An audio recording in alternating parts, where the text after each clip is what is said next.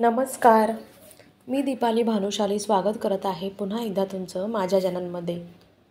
आजसुद्धा मी तुमच्यासाठी इथे एक हेल्दी रेसिपी घेऊन आलेली आहे. उन्हाळ्याचे दिवस चालू झालेले आहेत, त्यामुळे आज आपण इथे एक मस्त थंडगार ज्यूस बनवणार आहोत. तर ज्यूस बनवण्यासाठी मी इथे एक छान पिकलेला पेरू घेतलेला आहे. स्वच्छ 2 वेळेस धुवून घेतलेला आहे आणि बारीक पीसेसमध्ये कट करून घेतलेला आहे. आता हे जे आपण बारीक पीसेस करून घेतलेले आहेत ते मिक्सरच्या भांड्यामध्ये घालायचे आहेत. त्यावर आपल्याला 1 चमचा भरून खडी साखर घालायची आहे.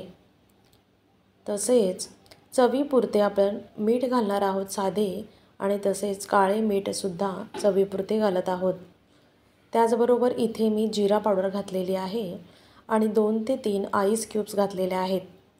त्याचबरोबर अर्धा ते पाऊण ग्लास मी इथे पाणी घातलेले आहे. आता आपल्याला हे मिक्सरच्या भांड्यामध्ये व्यवस्थित बारीक वाटून घ्यायचं आहे. वाटून घेतल्यानंतर पहा, इथे आपल्याला मस्तपैकी जाडसर पेरूचा ज्यूस तयार झालेला दिसतोय. आता मी ह्यात थोडंसं फूड कलरसुद्धा ॲड करत आहे. तुम्हाला नको हवं असल्यास नाही घातला तरी चालेल. फूड कलर घातल्यामुळे कलर खूप सुंदर आलेला आहे. आता आपण हे जे पेरूचा ज्यूस इथे बनवून ठेवलेला आहे तो आपण गाळणीमधनं गाळून घ्यायचा आहे.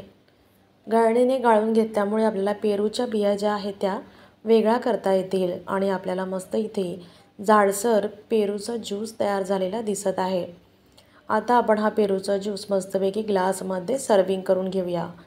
त्यासाठी इथे मी एक ग्लास घेतलेला आहे. थोडासा ग्लास ओला करून ठेवलेला आहे आणि एका प्लेटमध्ये त्यापूर्वी 1 चमचा मी इथे लाल मिरची पावडर घेतलेली आहे आणि 1 छोटा चमचा मी इथे मीठ घेतलेला आहे. व्यवस्थित मिक्स करून मी ग्लासच्या कडेला कोटेड करून घेतलेला आहे. ग्लास साधारण ओला असल्यामुळे पटकन ग्लासच्या कडेला कोटेड झालेला आहे हा मसाला. आणि आता आपण त्यामध्ये जो पेरूचा ज्यूस तयार करून ठेवलेला आहे तो घालत आहोत. पेरूचा ज्यूस आपण घातल्यानंतर त्यावर पुन्हा आपण 2 ते 3 आईस क्यूब्स घातलेले आहेत. वरून आपण थोडीशी मिरची पावडर आणि मीठ जे एकत्र करून ठेवलेले आहे ते स्प्रिंकल करून घेतलेलं आहे. त्याचबरोबर थोडीशी जिरा पावडर देखील स्प्रिंकल केलेली आहे. आणि आता स्ट्रॉ घालून आपला हा पेरूचा ज्यूस पिण्यासाठी तयार आहे. तर बघा किती सुंदर दिसत आहे हा पेरूचा ज्यूस.